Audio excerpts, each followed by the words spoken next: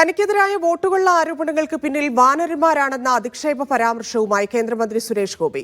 തൃശൂരിലെ വോട്ടുകൊള്ളയെക്കുറിച്ചുള്ള ചോദ്യങ്ങളിൽ നിന്ന് കേന്ദ്ര സഹമന്ത്രി ഒഴിഞ്ഞുമാറി. സുരേഷ് ഗോപിയുടെ അധിക്ഷേപ പരാമർശത്തിനെതിരെ സിപിഐയും കോൺഗ്രസും രംഗത്തെത്തി. വ്യാജ വോട്ട് ചേർത്തു എന്ന ടി.എൻ. പ്രതാപന്റെ പരാതി. സഹോദരൻ സുഭാഷ് ഗോപിക്കും കുടുംബത്തിനുമുള്ള ഇരട്ട വോട്ട്. തൃശൂരിൽ വ്യാപകമായി വ്യാജ വോട്ട് ചേർത്തു എന്നതിന് മീഡിയ വൺ പുറത്തുവിട്ട തെളിവുകൾ. ഇങ്ങനെ ഒട്ടേറെ ചോദ്യങ്ങൾ ഉണ്ടായിട്ടും കേന്ദ്രമന്ത്രിക്ക് മറുപടിയില്ല. പകരം പരാതിക്കാരെ അധിക്ഷേപിച്ച് സുരേഷ് ഗോപി. ഇവിടുന്ന് കുറച്ച് വാനരന്മാർ ഇറങ്ങിയല്ലോ, ഒരു ഉന്നയിക്കലുമായിട്ട്. അവരൊക്കെ അങ്ങോട്ട് പോകാൻ പറ, അല്ലേ? ഇക്കരയായാലും ഇക്കരയായാലും അവിടെ പോയി ചോദിക്കാൻ പറ. മാധ്യമങ്ങൾക്കോ പരാതിക്കാർക്കോ കൂടുതൽ ചോദ്യങ്ങൾ ഉണ്ടെങ്കിൽ തെരഞ്ഞെടുപ്പ് കമ്മീഷനെയോ സുപ്രീം കോടതിയോ സമീപിക്കാം എന്നാണ് സുരേഷ് ഗോപിയുടെ മറുപടി.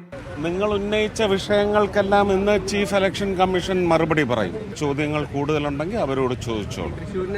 ഇല്ലെങ്കിൽ പിന്നെ അവരത് സുപ്രീം കോടതിയിൽ എത്തിക്കുമ്പോൾ സുപ്രീം കോടതിയോട് നിങ്ങൾ പോയി ചോദിച്ചാൽ മതി. സുരേഷ് ഗോപിയുടെ വാനര പരാമർശത്തിനെതിരെ സിപിഐ നേതാവും തൃശൂരിലെ LDF സ്ഥാനാർത്ഥിയുമായിരുന്ന VS സുനിൽകുമാർ രംഗത്തെത്തി. ചോദ്യങ്ങൾ ചോദിക്കുന്നവരോട് പറ്റി വാനരന്മാരെന്നാണല്ലോ പറഞ്ഞത്. നമ്മളെല്ലാവരും ഈ കുരങ്ങിൽ നിന്നാണല്ലോ പരിണമിച്ച് എല്ലാവരും ഉണ്ടായിരിക്കുന്നത്. അദ്ദേഹവും പരിണമിച്ചു വന്നിരിക്കുന്നത് ഒരുപക്ഷെ കുരങ്ങിൽ നിന്നാണെന്നുള്ളത് കൊണ്ടായിരിക്കും അദ്ദേഹം എല്ലാവരും അങ്ങനെ പറയുന്നത്.